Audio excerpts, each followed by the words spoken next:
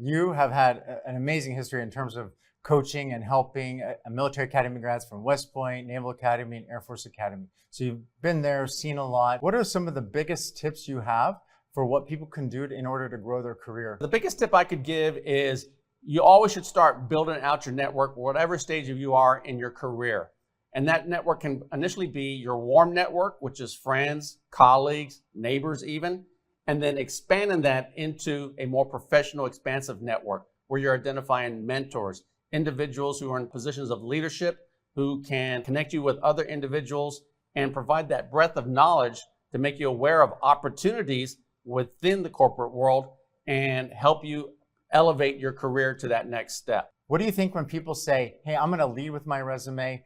Every day I get people's resume. I'm like, thanks for sending, but I can see your LinkedIn profile. Why is leading with a resume not the right thing to do in this day and age? It's not the right thing to do in this day and age because you're battling against algorithms that companies have set up to filter out resumes. So if you don't meet the requirements of that particular position exactly for what they're looking for and have the keywords they're searching for that they've set up in that algorithm, you're automatically going to get rejected. At the same time, the recruiters who are reviewing those resumes have specific guidelines that they're looking for.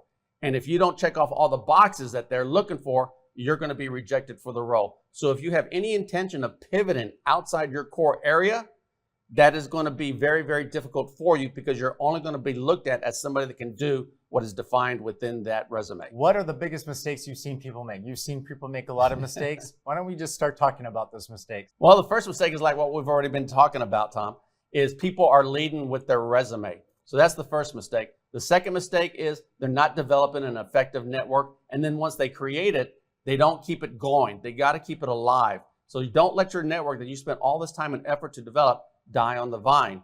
And the third element, your LinkedIn profile. You need to have a full-bodied LinkedIn profile that separates you from the herd, that communicates your value proposition, and wants people to engage with you, especially senior leadership. When they see your LinkedIn profile, they want to think, that's a person that gets things done. That's a leader. I want to talk to that person.